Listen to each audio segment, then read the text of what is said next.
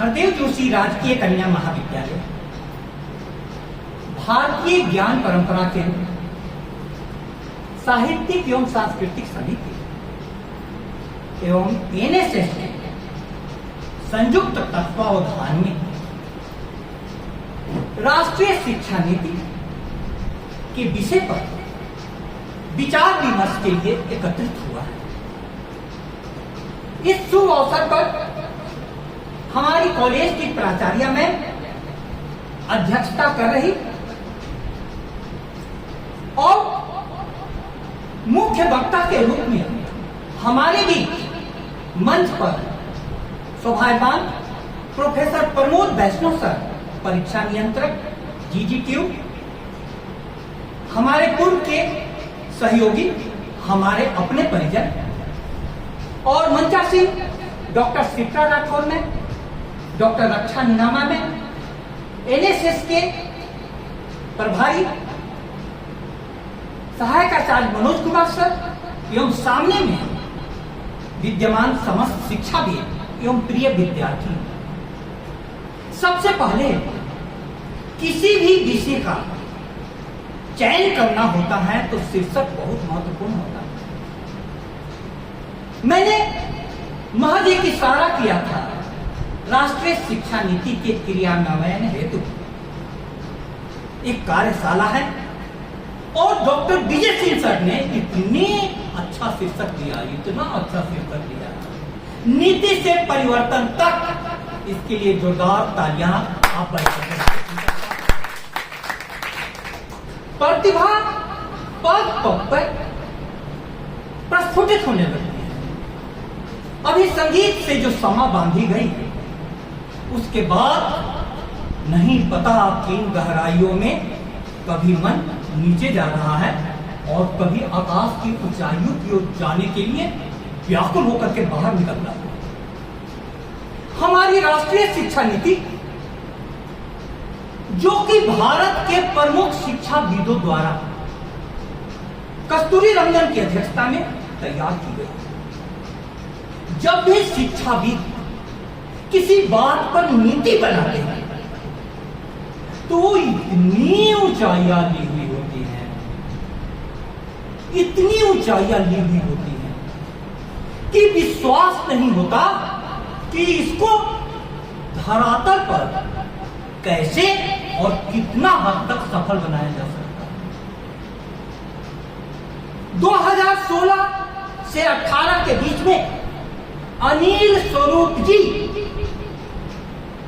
भारत के शिक्षा सचिव थे और उनके पास कस्तूरी रंगन साहब जाते हैं तो अनिल स्वरूप जी को मैं सुन रहा था, उन्होंने कहा कि कस्तूरी साहब क्यों अपना समय बर्बाद कर रहे हैं, क्यों अपना समय बर्बाद कर रहे हैं। राष्ट्रीय शिक्षा नीति बनाने वाले को भारत का शिक्षा सचिव कहे तो जरूर कोई विशेष बात है। तो उन्होंने कहा कि आपने ऐसा क्यों कहा, नीति की तो जरूरत होती है। जीवन में कहीं भी आगे बढ़ने के लिए नी माने होता है आगे ले जाना, आगे ले जाना। तो शिक्षा नीति इतनी आदर्शात्मक अनिल स्वरूप जी को लगी तो उन्होंने कहा कि सर आपने नीतियां बनाई हैं आकाश में उड़ने वालों के लिए और यहां पर सामान्य जिनको लागू करना है और जिन विद्यार्थियों के बीच में लागू करना है वे धरती पर रेंग रहे हैं, उसमें से कुछ कीचड़ में पड़े हुए हैं। मुझे ये बात अजीब सी लगी, खुशी भी हुई कि कोई व्यक्ति ऐसा तो है कि वह कस्तूरी रंगन साहब के सामने यह सच्चाई कर सकता है। अब थोड़ा विचार कीजिए, उन्होंने कहा कि शिक्षा नीति में कैसी बातें हैं। हम लोग थोड़ा सा सोचे, मैकाले की शिक्षा नीति जो थी वह पूरी तरह से विदेशी परंपरा से ली गई।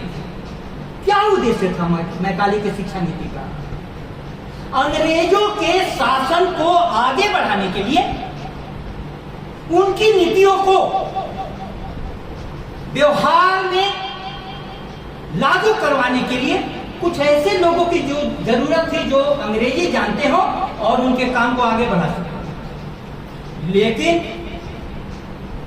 राष्ट्रीय शिक्षा नीति का महत्व यह है, इसके पहले भी शिक्षा नीति आई थी 1968, new education policy, 1986 new education policy NEP, लेकिन यह 2020 में जो आई कही तो जाती है एनईपी, लेकिन इसका मतलब न्यू एजुकेशन पॉलिसी नहीं है, इसका मतलब है national education policy, national education policy. ये पहली बात ध्यान देने की है। अब नेशनल क्यों लाया गया? न्यू की जगह पर नेशनल शब्द क्यों लाया गया? थोड़ा विचार कीजिए, क्योंकि मैं जो पृष्ठभूमि बांधूंगा उसी पर प्रोफेसर प्रमोद वैष्णव सर महल खड़ा करेंगे। क्यों लाया गया यह इसलिए लाया गया कि इसके पहले राष्ट्रीयता का तत्व और इसके पहले की नीतियां हमारी परंपरा में गहरी जड़ें जमाए हुए नहीं। इसलिए राष्ट्रीय शिक्षा नीति में सबसे ज्यादा जोर किस पर दिया गया है? भारतीय ज्ञान परंपरा केंद्र। हर शिक्षा संस्थान में भारतीय ज्ञान परंपरा केंद्र की स्थापना कर दी गई है। क्यों? क्यों? क्योंकि कोई भी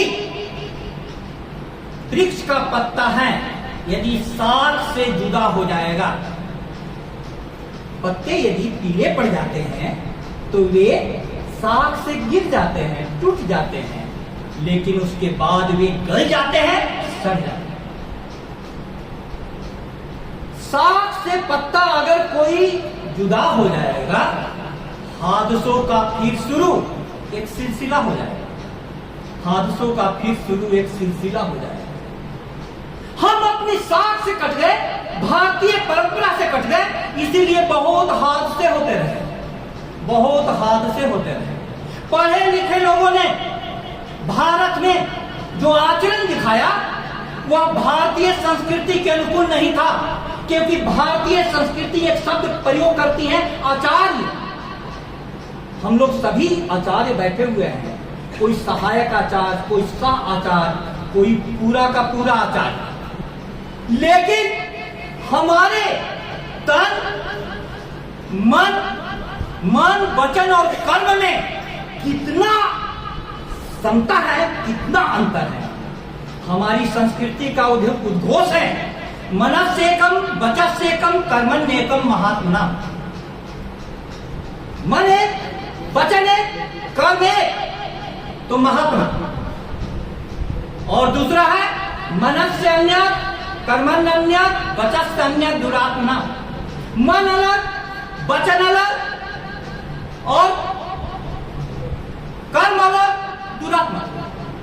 अब गोस्वामी सर ध्यान दीजिए, राष्ट्रीय शिक्षा नीति यह कहती है जो भी काम करो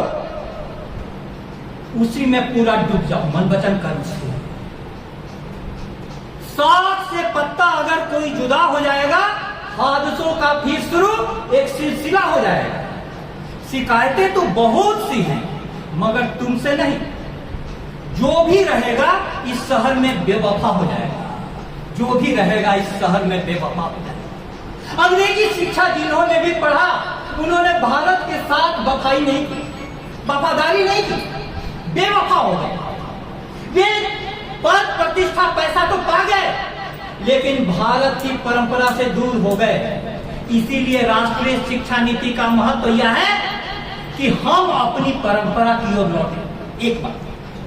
दूसरी बात देखो, राष्ट्रीय शिक्षा नीति का यह है कि सिर्फ अंग्रेजी भाषा का हवा अब नहीं चलेगा। अंग्रेजी वालों ध्यान से सुन लो, अब है शिक्षा मातृभाषा में, मातृभाषा में, क्योंकि पूरे मनोवैज्ञानिकों का रिसर्च है सर कि बच्चा 8 साल के उम्र तक जीवन का सीखने योग्य 75% चीजें सीख लेता है, 75%। अब अंग्रेजी में वो सीख करके तो आता है, Johnny Johnny yes papa, eating sugar no papa. इतना झूठ बोलता है, इतना झूठ। देखिए बच्चे का, देखिए टेलिंग लाइन नो पापा, ओपन योर माउथ, हा हा हा। सारा राज खुल गया, सारा राज खुल गया, सारा राज खुल गया। तो अब दूसरा देखिए कितना बेहतरीन प्रावधान है कि राष्ट्रीय शिक्षा नीति, मातृभाषा में अपनी अपनी भाषा, अपनी। तुम्हारी मातृभाषा क्या है बोलो? हिंदी नहीं, बागड़ी। अब बागड़ी में भी पढ़ाने का प्रावधान राष्ट्रीय शिक्षा नीति में है, इसलिए जोरदार तालियां बजाओ, बजाओ तालियां, बजा दी तालियां। लेकिन बागड़ी पढ़ाने वाला कोई टीचर नहीं है, कोई टीचर नहीं है। अब देखो दूसरा क्या हो गया, किसी भी। और तीसरा सबसे बड़ा प्रावधान, सबसे बड़ा प्रावधान राष्ट्रीय शिक्षा नीति में, जब आओ पढ़ने दरवाजे खुले हुए, जब तुम जाना चाहो, दुनिया में कहीं भी जाना चाहो, तब पर भी दरवाजे खुले हुए। मल्टीपल एंट्री, मल्टीपल एग्जिट, आओ जाओ। पहले था कॉलेज 3 संकायों में बटा हुआ था, कला संकाय, विज्ञान संकाय, वाणिज्य संकाय। कला संकाय का विद्यार्थी कितना भी माथा फोड़ ले, विज्ञान संकाय में प्रवेश नहीं कर सकता था। विज्ञान संकाय का विद्यार्थी कितना भी कुछ कर ले, वाणिज्य संकाय में नहीं जा सकता था।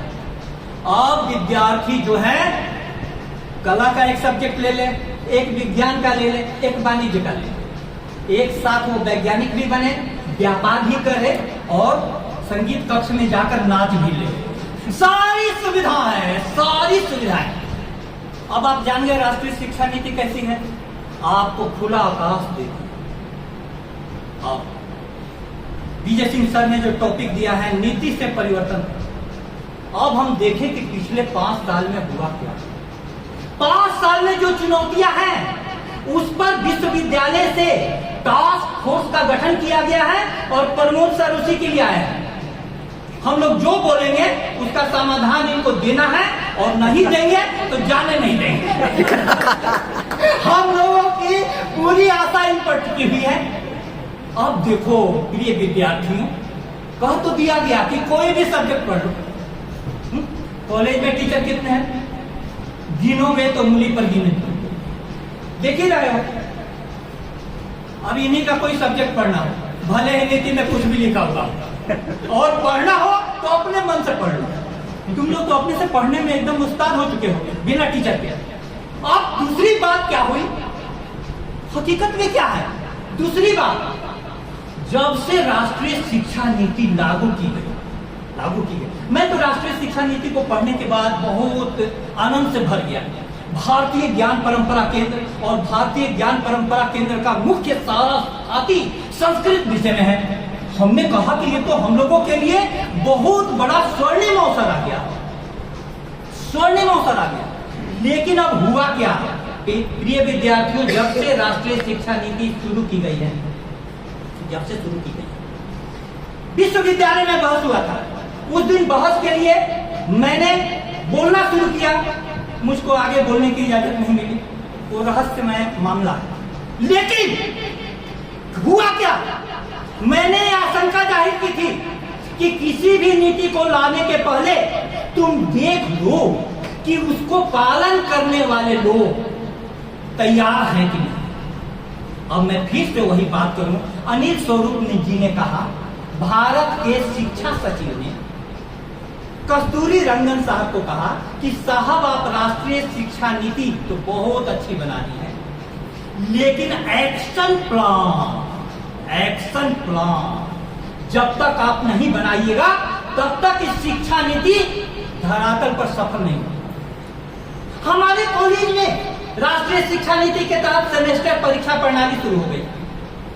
सेमेस्टर परीक्षा प्रणाली के बाद टीचरों का क्या हाल है, 2 प्री टेस्ट के लिए क्वेश्चन बनाओ, क्वेश्चन बनाने के बाद कॉपी चेक करो, कॉपी चेक करने के बाद अपलोड करो, फिर मुख्य प्रश्न के लिए, मुख्य परीक्षा के लिए क्वेश्चन बनाओ, फिर कॉपी चेक करो, फिर नंबर अपलोड करो। विद्यार्थी का कोर्स नहीं पूरा हुआ, विद्यार्थी क्लास से गायब हो गए, गायब हो गए।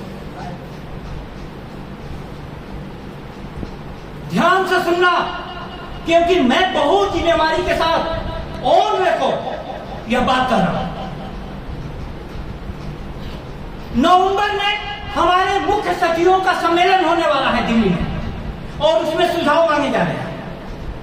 तो मैं पहला अपनी कॉलेज की स्थिति रख रहा हूं कि कोई भी, स्वामी दयानंद सरस्वती ने एक समय में नारा दिया था, वेदों की ओर लौटो।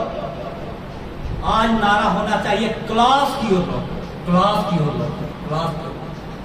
कोई भी शिक्षा संस्थान जीवित नहीं रह सकता यदि क्लासेज उसकी भरी हुई नहीं हो। बेरूह अपना जिस्म लिए फिर रहा हूं मैं। ध्यान से सुनिएगा साहब, किसी शायर ने क्या फरमाया है।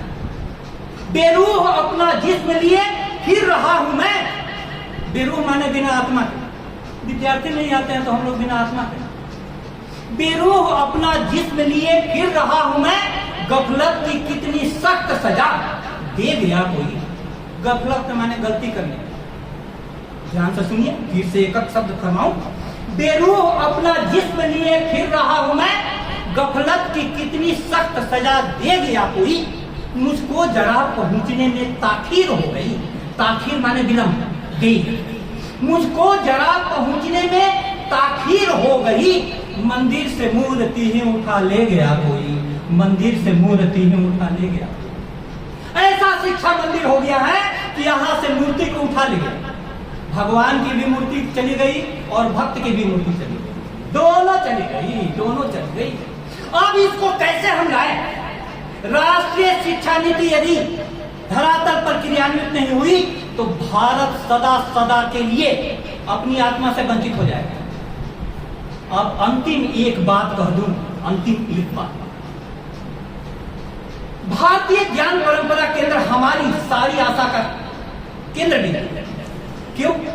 भारतीय ज्ञान परंपरा इतनी गहराई लिए हुए हैं और इतनी ऊंचाई लिए हुए हैं कि उस ज्ञान परंपरा का अगली पीढ़ी में हस्तांतरण सिर्फ और सिर्फ गुरुकुल प्रणाली के द्वारा हो सकता है। गुरुकुल प्रणाली के द्वारा। और गुरुकुल प्रणाली मैंने जानती हो, गुरु के आश्रम में विद्यार्थी जाता था और अहरनिश दिन रात गुरु के साथ रहता था, तब जाकर के उपनिषद बनते थे। उपनिषद का अर्थ होता है उप माने नजदीक, नि माने निष्ठा पूर्वक, सद माने बैठना। और आज विद्यार्थी का शिक्षक के साथ कितने देर साथ में बैठना होता है? 1 घंटा 2 घंटे।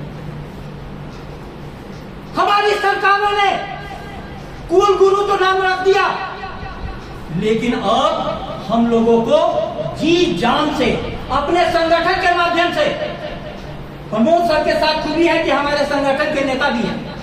आज हम लोग माला यूं ही नहीं पहना रहे, अब ऐसे नहीं जाने देंगे, ऐसे नहीं जाने देंगे। क्यों? क्योंकि आप देखिए, शिक्षक और विद्यार्थी का संबंध घनिष्ठ नहीं हो तो दोनों खतरे में है, शिष्य भी विद्यार्थी भी। क्योंकि शिष्य किसको कहा जा सकता था? किसको कहा जाता था? शासितुम योग्य इति शिष्य, जो शासन के योग्य हो। 2 रोज पहले मैंने एक एप्लीकेशन देखा, मेरी रात को नींद नहीं आई, अब सपने में भी वही एप्लीकेशन दिखाई देता है। एक आवेदन पत्र में 21 गलतियां, 4-5 गलतियां तो मैं ही सुधार देता था। ये राष्ट्रीय शिक्षा नीति के बाद 21 गलतियां करने लगे बच्चे। ये कहां जा रहे हैं? कहां जा रहे हैं अगली पीढ़ी? इसीलिए प्यारे विद्यार्थियों, मैं अपनी वाणी को विराम दूं, इस विषय का परिवर्तन और इसकी चुनौतियां बताते हैं। शिष्य कहता था, मोम के ढेर को हल्की सी तमाजत भी बहुत हो सके तो किसी शक्ल में ढालो मुझको। हे गुरुदेव, मैं मोम का ढेर हूं, जीवन की कड़ी धूप पड़ेगी और बेतरतीब मैं पिघल जाऊंगा। मोम के ढेर को हल्की सी तमाजत भी बहुत हो सके तो किसी शक्ल में ढालो मुझको। तब गुरु कहता था, तुमसे तनहा न हटेगा इस सब की स्याही का तिलक।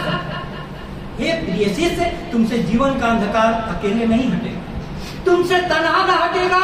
इस सब की स्याही का तिलक मैंने पहले ही कहा था कि जला लो मुझको, मैंने पहले ही कहा था जला लो मुझको।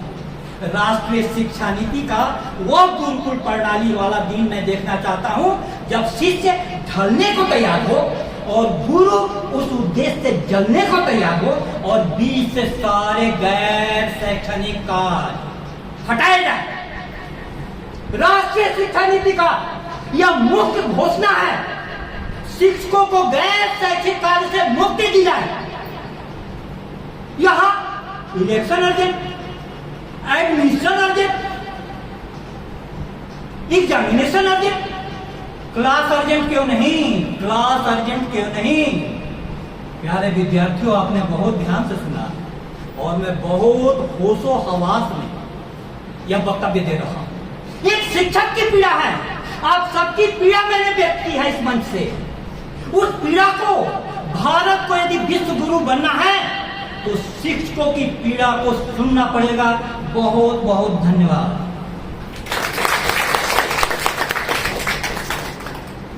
के संदर्भ में दुबे सर द्वारा विषय प्रतिपादन हेतु हम सब धन्यवाद ज्ञापित करते हैं।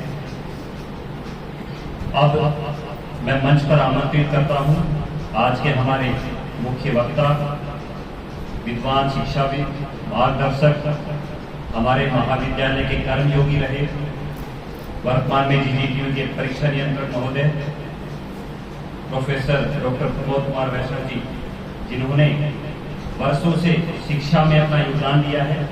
सर, आपसे अनुरोध करता हूं कि आप मंच पर पधारें और अपने विचार प्रस्तुत करें।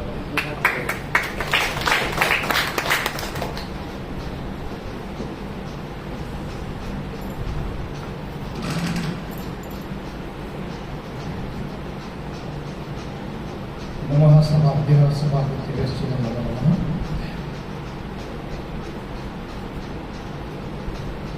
लोकाभिरामं रणरङ्गधीरं राजीवनेत्रं रघुवंशनाथं कारुण्यरूपं करुणाकरन्तं श्रीरामचन्द्रं शरणं प्रपद्ये। श्रीरामचन्द्रं शरणं प्रपद्ये। नीति से परिवर्तन तक राष्ट्रीय शिक्षा नीति 2020 के 5 वर्ष। इस निमित्त हरिदेव जोशी राजकीय कन्या महाविद्यालय बांसवाड़ा की राष्ट्रीय सेवा योजना इकाई एवं साहित्यिक एवं सांस्कृतिक समिति के तत्वावधान में यह जो आयोजन किया जा रहा है, यह अखिल भारतीय राष्ट्रीय शिक्षक महासंघ का राष्ट्रव्यापी अभियान है, जिसमें प्रत्येक महाविद्यालय में ऐसी परिचर्चा, ऐसी कार्यशाला, ऐसी वार्ता, ऐसे वक्तव्य का आयोजन किया जाए और पिछले 5 वर्षों में हमने क्या प्रगति की है, हम कहाँ तक पहुँचे हैं, कहाँ तक पहुँचना चाहिए, क्या क्या समस्याएं हैं और उन समस्याओं का समाधान हम किस प्रकार से कर सकते हैं, उस आत्म मूल्यांकन के लिए यह कार्यक्रम प्रत्येक महाविद्यालय में आयोजित किया जा रहा है। 29 जुलाई 2020 को संपूर्ण भारतवर्ष में नई शिक्षा नीति, जिसे संशोधित करते हुए राष्ट्रीय शिक्षा नीति का नाम दिया गया, लागू की गई। उससे लगभग 35 वर्ष पूर्व हमारी जो शिक्षा नीति थी उसका मूल्यांकन किया गया, उसमें क्या परिवर्तन, क्या संशोधन की आवश्यकता है, उस पर संपूर्ण भारतवर्ष से सभी शिक्षाविदों के सुझाव आमंत्रित किए गए थे कि हम 2047 तक भारत को विकसित राष्ट्र के रूप में देखना चाहते हैं।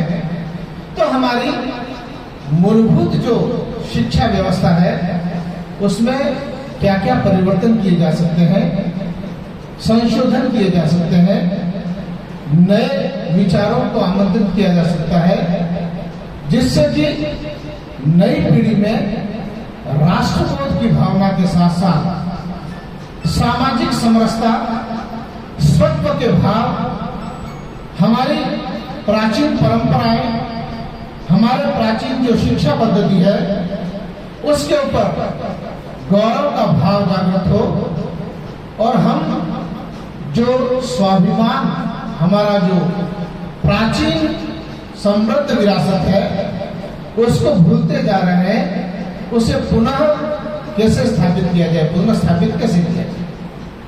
और इन सभी विषयों को समावित करते हुए नई राष्ट्रीय शिक्षा नीति का गठन किया गया। जैसा कि दुबे सर ने बताया कि उसमें हमारे जो 3 प्रमुख स्तंभ निर्धारित किए गए हैं, प्राचीन शिक्षा जिसमें हमारी प्राथमिक शिक्षा है, उसके बाद में महाविद्यालयी शिक्षा है और तीसरा उच्च शिक्षा जिसमें शोध आदि के कार्य सम्मिलित किए जाते हैं। प्रथम चरण में जो हमारी प्रारंभिक शिक्षा है उसमें विद्यार्थियों को जो पूर्व में 5 वर्ष की आयु प्राप्त करने पर विद्यालय में भेजा जाता था उसको संशोधित करते हुए उससे 3 और 3.5 वर्ष की आयु में उस बालक को विद्यालय से जोड़ने का प्रयास किया गया है।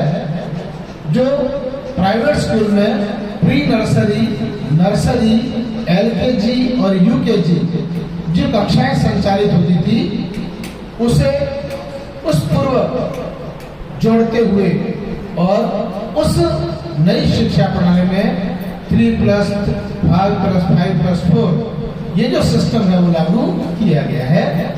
और उसमें प्राथमिक शिक्षा मातृभाषा में दी जानी चाहिए, उस पर फोकस किया गया है।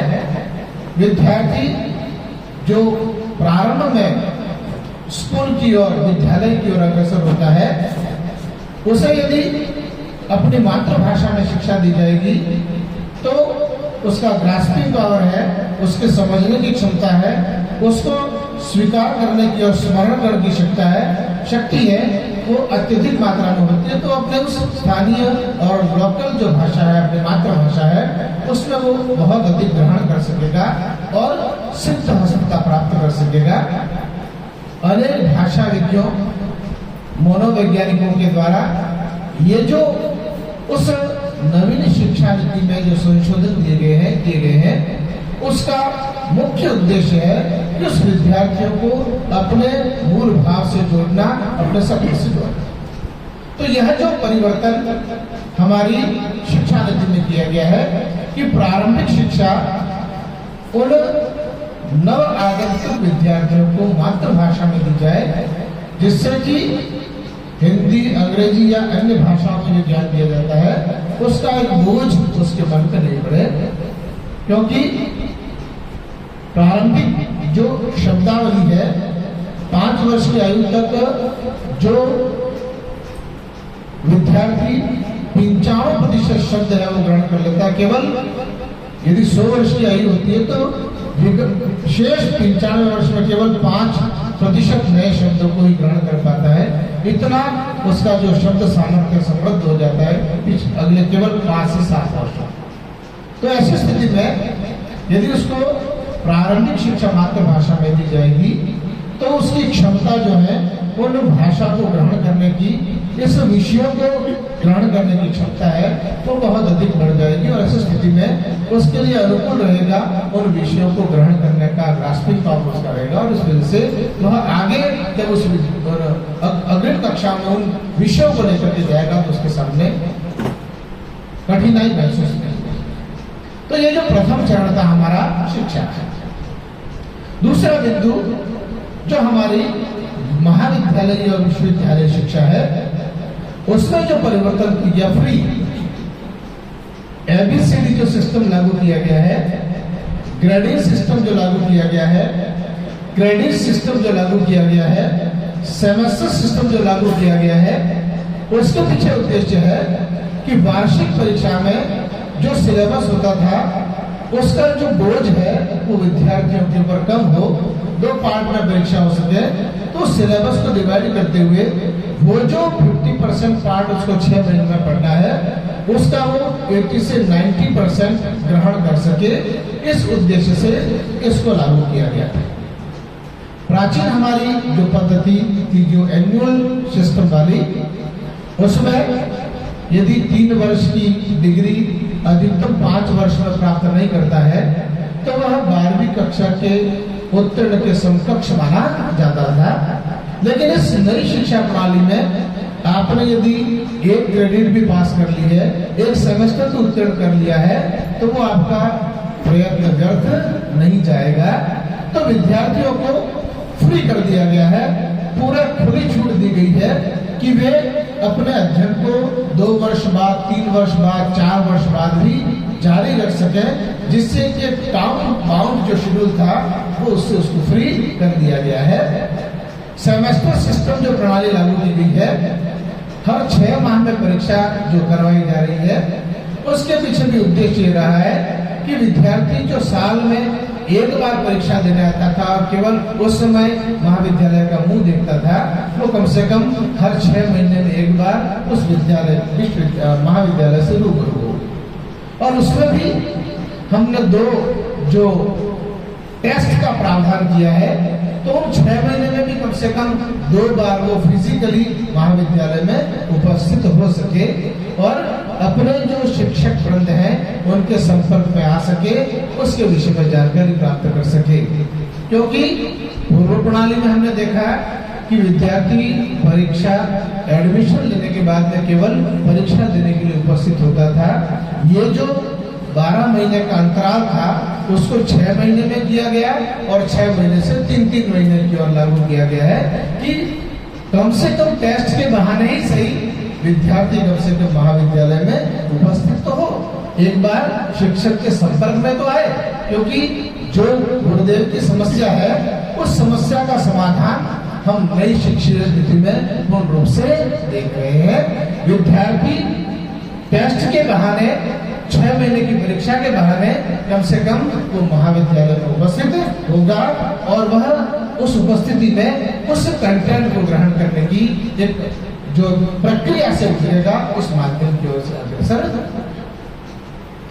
राष्ट्रीय शिक्षा नीति का जो तीसरा फैक्टर है वह है हायर एजुकेशन में जो रिसर्च वर्क हो रहा है उसको लेकर के नवीन शोध जो किए जा रहे हैं, उसमें कॉपी पेस्ट की जो प्रणाली रही है हमारी कि इस बुक से इस बुक से इस बुक से कुछ ग्रहण कर लिया और पीएचडी और शोध वर्क हमारा पूरा हो गया। उस शोध कार्य में गुणवत्तापूर्ण शोध कार्य हो सके हमारे हायर एजुकेशन में, वो जो नए शोध हो रहे उसका कुछ परिणाम, उसका आउटपुट इस समाज को प्राप्त हो सके, इसके लिए जो प्रयत्न किए जा रहे हैं उस पर कई हर्डल जोड़े गए, कई सारी बाधाएं जोड़ी गई है कि जिससे विद्यार्थी है, जो शोधार्थी है, वो अपना मौलिक कार्य प्रस्तुत कर सके। पीएचडी जमा करने से पहले पूरा मूल्यांकन होता है और उसमें ये चेक किया जाता है कि आपने जो अपना कार्य किया है उसमें 10% से अधिक यदि आपकी चुराई हुई सामग्री प्राप्त होती है तो आपको 1.5 महीने का समय और दिया जाता है जिसमें आप संशोधन करके प्रस्तुत करें। यदि उसके बाद भी आपकी पीएचडी में इस प्रकार की सामग्री उपलब्ध होती है तो एक अवसर और दिया जाता है और प्रति अवसर में उसको बिल्कुल रूप से निरस्त कर दिया जाता है। तो ये जो संशोधन किए जा रहे हैं, 2 रिसर्च पेपर कम से कम पब्लिश होने चाहिए आपके रिसर्च में, आपका जो शोध कार्य है उसमें फुट नोट्स आपके होने चाहिए। आप समाज से जुड़ करके कार्य करें।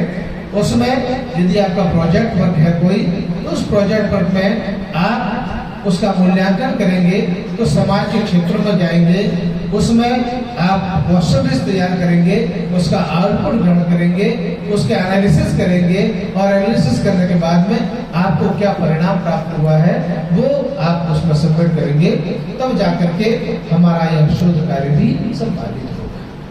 तो जो प्राचीन हमारी कमियां रही है शिक्षा में, उन शिक्षा की कमियों को दूर करते हुए इस नवीन शिक्षा प्रणाली में हम इस निरंतर अग्रसर होते हुए भारत को उस प्रगतिशील से या विकासशील भारत से विकसित राष्ट्र की ओर कैसे अग्रसर हो सके, इसके लिए इस राष्ट्रीय शिक्षा नीति में कई विचार जोड़े गए। इन 5 वर्षों में हमारी क्या कमियां रही हैं, विद्यार्थी स्तर पर, विद्यालय और महाविद्यालय स्तर पर और शिक्षक स्तर पर। डीसीसी, एससीसी, जीसी और एजी, ये क्या होता है, अभी तक अनेक प्राध्यापकों को भी इसकी जानकारी नहीं है, जबकि नई शिक्षा लागू होते हुए हमारा 3रा वर्ष, हम 5वें सेमेस्टर में आ गए हैं, लेकिन कई प्राध्यापक बंधुओं को भी इसका बेसिक जानकारी नहीं है। तो पहली बात तो हम भी मानसिक रूप से इस नई शिक्षा नीति को ग्रहण करने के लिए तैयार हैं। केवल विरोध या समस्याओं को गुणगान करने से किसी भी समस्या का समाधान नहीं हो सकता है। हम उसके पालन के लिए उस नई शिक्षा नीति को बेस्ट तरीके से विद्यार्थियों के मध्य में कैसे प्रतिस्थापित कर सकते हैं, इसके लिए प्रयत्नशील होना चाहिए। राष्ट्रीय शिक्षा नीति में हम अपने सत्यों को पहचाने, हमारी परंपरा को जाने, हमारे समृद्ध विरासतों को जाने, इस भाव को जोड़ने के लिए ही प्रत्येक महाविद्यालय में केंद्र स्थापित किए गए हैं और उन केंद्रों का उद्देश्य यही है कि नई शिक्षा नीति में हम हमारी समृद्ध विरासतों को जोड़ करके विद्यार्थी जो अपने सत्यों को भूल चुके हैं, अपने उस गौरवपूर्ण जो इतिहास है, संस्कृति है, विरासत है, उसको जो भूल चुके हैं, उसे पुनर्स्थापित किया जा सके। अहिल्याबाई बोलकर के 300वीं जयंती के उपलक्ष्य में भी प्रत्येक महाविद्यालय में आयोजन किए गए। इनका उद्देश्य यही है कि हमारे जो प्राचीन गौरव हैं, उन प्राचीन गौरवों के प्रति हम जाने, पहचाने।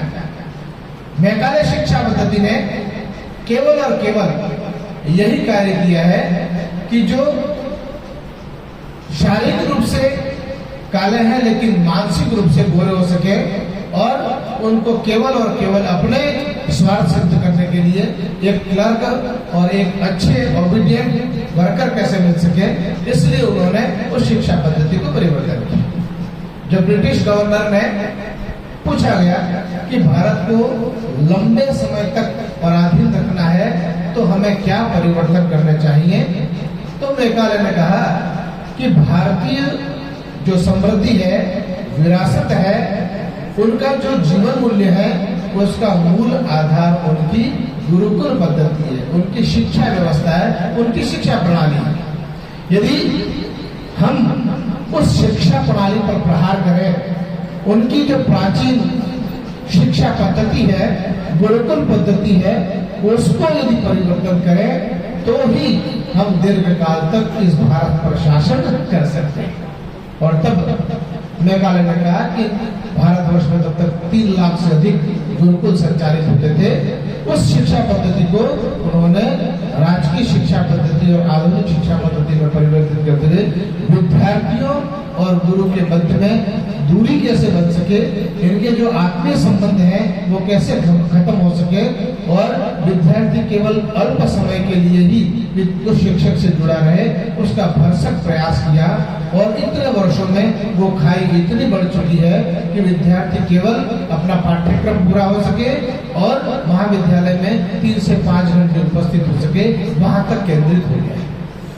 तो उस शिक्षक और विद्यार्थियों के मध्य में जो खाई बनी है, जो एक जुड़ाव आ गया है, उसको फिर से जुड़ाव के रूप में आपसी इस भाई को पार्टी कैसे जा सके, दूर कैसे की जा सके, इस विषय में भी राष्ट्रीय शिक्षा नीति मील का पत्थर स्थापित होगा।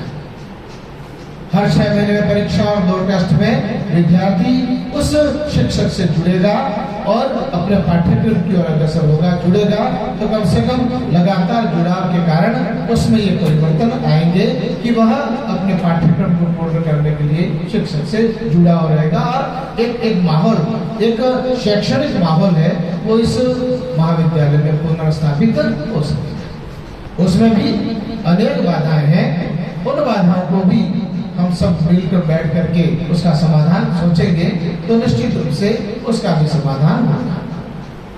विद्यार्थी केवल और केवल स्कॉलरशिप के लिए यदि महाविद्यालय में प्रवेश लेगा या स्कूटी मिल जाए, यदि नियमित अध्ययन नहीं किया, यदि मैंने द्वितीय सेमेस्टर की परीक्षा नहीं दी तो मुझे स्कूटी प्राप्त नहीं होगी, केवल इस मानसिकता को लेकर के यदि महाविद्यालय में उपस्थित होगा तो उनकी निश्चित रूप से संख्या न्यून रहेगी और हमारा सभी प्रयत्न है वो निष्फल रहेगा।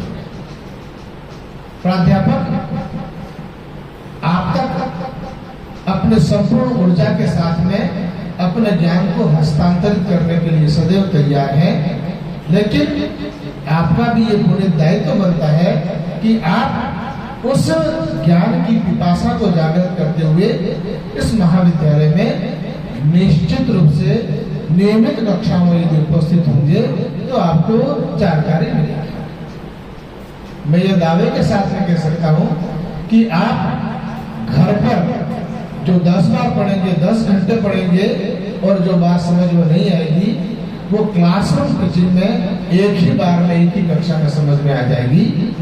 प्रत्येक कालांश में आपको कुछ न कुछ ऐसा नया मिलेगा जो आपने पूर्व में कभी अनुभव नहीं किया।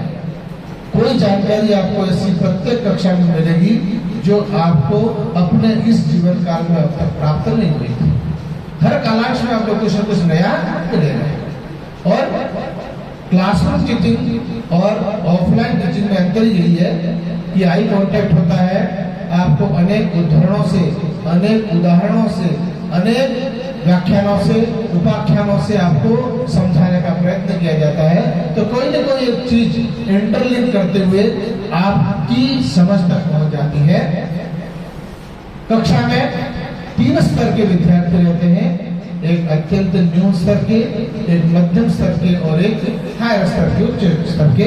उन तीनों प्रकार के विद्यार्थियों को केंद्र में रखते हुए शिक्षक के द्वारा अध्यापन कराया जाता है।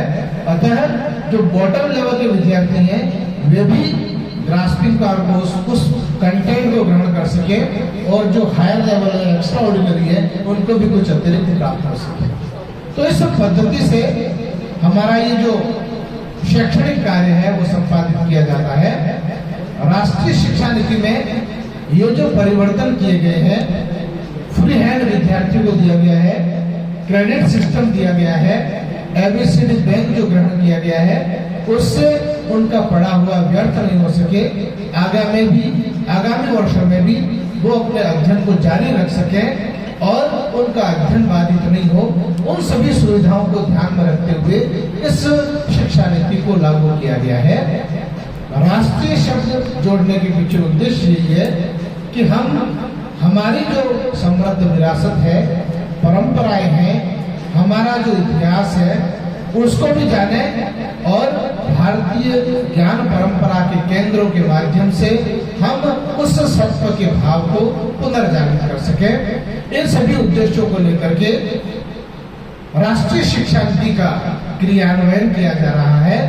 इन 5 वर्षों में जो हमने उपलब्धियां प्राप्त की हैं और इनकी जो न्यूनता रही है, कमियां रही हैं, उन कमियों का आत्मविश्लेषण करते हुए, फिर से सामूहिक रूप से चर्चा करते हुए, उनको दूर करते हुए इस 2047 के लक्ष्य को हम कैसे प्राप्त कर सकें, इस और हम पुनर्चिंतन कर सकें, इस हेतु हमारे ये कार्यक्रम आयोजित किए जा रहे हैं।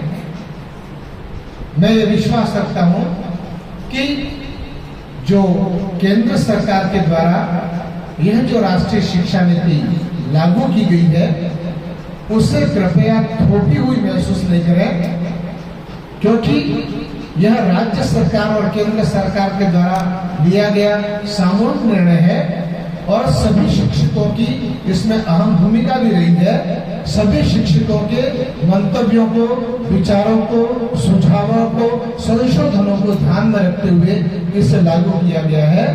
तो कहीं न कहीं इसके हम भी पार्ट हैं और इस पार्ट होने के नाते इसे और अच्छी तरह से प्रत्येक महाविद्यालय में किस प्रकार से क्रियान्वयन किया जा सके, धरातल पर उतारा जा सके, विद्यार्थियों तक पहुंचाया जा सके, उसमें अपना स्वयं का क्या रोल हो सकता है, उसके बारे में चिंतन करते हुए यदि हम आगे बढ़ेंगे तो निश्चित रूप से हम इसकी यात्रा में, इसको लक्ष्य तक पहुंचाने की यात्रा में हम कहीं न कहीं सहभागी होंगे। साहित्य संगीत कला विहीन, साक्षात पशुपक्ष विषाणहीन, त्रान्न खादन जीवमानम तद भागधेयम परमम पशुनाम। एक संस्कृति नीति शक्ति कहती है साहित्य, संगीत और कला, तीन बातें कही गई उसमें। Literature, music and art. साहित्य केवल आप हिंदी, संस्कृत और भूगोल लेकर के बैठे तो केवल हिंदी और संस्कृत के प्रिस्क्राइब्ड जो आपकी सिलेबस में किताब है उसका ही ज्ञान प्राप्त कर लिया, ये पर्याप्त नहीं है। कंपटीशन का युग है, आप बीए एमए कर लेंगे तो उससे केवल नौकरी मिलने वाली नहीं है। आजीविका प्राप्त करने के लिए आपको कई सारी बाधाओं को पार करना होगा और उन बाधाओं को पार करने के लिए केवल विषय केंद्रित अध्ययन पर्याप्त नहीं है। अवान्तर विषयों की जानकारी, सामान्य ज्ञान की जानकारी, इतिहास, भूगोल, राजनीति, अर्थशास्त्र, इन सभी जो जीके के सब्जेक्ट है उन सभी के विषय में भी यदि आपने इस अपने विषयों के साथ साथ जानकारी प्राप्त नहीं की तो आप दौड़ में पिछड़ जाएंगे। सरकार स्तर पर एक प्रयत्न किया जा रहा है कि प्रत्येक विश्वविद्यालय का एक पाठ्यक्रम हो, एक समय परीक्षाएं हो और सेम क्रेडिट हो। अभी अलग अलग चल रहा है तो उसको भी उन जो दूरियां है या ये जो विसंगतियां हैं उसको भी अतिशीघ्र दूर किया जा सकेगा। माननीय कुलाधिपति महोदय के द्वारा अनेकों बार सभी गुरुओं को बुलाकर के और ये प्रयत्न किया गया है कि इन समस्याओं को भी दूर किया जा सके। कहीं 4 महीने पहले परीक्षा हो जाती है और कहीं 4 महीने बाद में हो रही है। रिजल्ट नहीं समय पे आने के कारण कई जगह कई विद्यार्थियों को कई समस्याओं का सामना करना पड़ रहा है। मुझे भी इस विश्वविद्यालय का एक गुरुतर दायित्व दिया गया है परीक्षा नियंत्रण का, जिसमें समयबद्ध तरीके से परीक्षा संपादित करना, उसका रिजल्ट देना और विद्यार्थियों की जो समस्याएं हैं उस समस्याओं का समाधान करना। मैं आप सब के शुभाशय से प्रयत्न करूंगा कि इस नई दायित्व का निष्ठापूर्वक निर्वहन कर सकूं। हमारी जो दूरियां हैं या जो कमियां हैं उसको दूर कर सके और आप सबसे ये आशा भी रखता हूं कि विश्वविद्यालय द्वारा जब कभी भी आपके सहयोग की आवश्यकता होगी आप सहर्ष स्वीकार करेंगे। विश्वविद्यालय में कुलपति महोदय की ये धारणा बन चुकी है कि राजकीय महाविद्यालयों के जो शिक्षक हैं वह निकम्मे हैं, समय पे काम करके नहीं देते हैं और विश्वविद्यालय के प्रति उनका सहयोगात्मक रवैया नहीं है। ऐसी धारणा बन चुकी है। इस मिथक को हमें तोड़ना है। हम और आप सब मिल करके ऐसा प्रयत्न करें, क्योंकि अभी रिसेंटली मेरे सामने बात आई परीक्षा केंद्र के नाते, एक परीक्षक को कॉपियां भेजी गई और परीक्षा कॉपियों को 15 दिन में चेक करने को वापस 300 कॉपियों का बंडल आता है। उसमें विश्वविद्यालय अपेक्षा रखता है कि 15 दिन में कॉपी चेक होकर के वापस आ जानी चाहिए। कॉपी का बंडल महाविद्यालय का, राजकीय महाविद्यालय का प्राध्यापक ले गया, 20 दिन तक उसने रखा। जब उससे पूछा गया कि कॉपी चेक कर दिए तो वो बंडल वापस ले जा करके कॉलेज में रखाया, बिना खोले हुए, बिना चेक किए। तो ऐसी स्थिति में आप अपेक्षा रखें कि समय पे परीक्षा परिणाम आ जाएगा, कैसे संभव? एक व्यक्ति के कारण 30 दिन रिजल्ट डिले हो गया, केवल एक व्यक्ति के कारण, जिसने परीक्षा की कॉपियां चेक करके समय से जमा नहीं किया। तो हम सबका भी ये नैतिक दायित्व बनता है। पेपर आता है, पेपर के लिए 8 दिन का मैक्सिमम टाइम है, 8 दिन में जमा कराते हैं। यदि आप आउट ऑफ हेडक्वार्टर हैं और नहीं बना सकते हैं तो वापस तुरंत ही उसको रिटायर कर देंगे, मैं पोजीशन में नहीं हूँ, मैं नहीं बना सकता हूँ। तो ऐसी स्थिति में दूसरे को दिया जा सकता है। लेकिन 10 दिन रखने के बाद आप ये कहते हैं, जब समय अवधि निकल जाती है पेपर बना करके लौटाने की, उसके बाद आप ये वापस देते हैं कि ये बनाने में समर्थ नहीं हो। तो ऐसी स्थिति में आगे की सभी जो प्रक्रिया को प्रभावित है। तो हम ये अपने स्तर पर भी प्रयत्न करें कि विश्वविद्यालय द्वारा जो प्रदत्त दायित्व आपको दिया जाता है उसको समयबद्ध तरीके से पूरा करें और गुरु के मन में जो भाव बन गया है उस भाव को मिटाने का पूरा प्रयत्न हम कर सकेंगे। आप सभी के सहयोग से हम नई शिक्षा नीति, राष्ट्रीय शिक्षा नीति को पूर्ण रूप से क्रियान्वयन कर सकेंगे और विश्वविद्यालय की समयबद्ध कार्यक्रम को भी पूर्ण कर सकेंगे।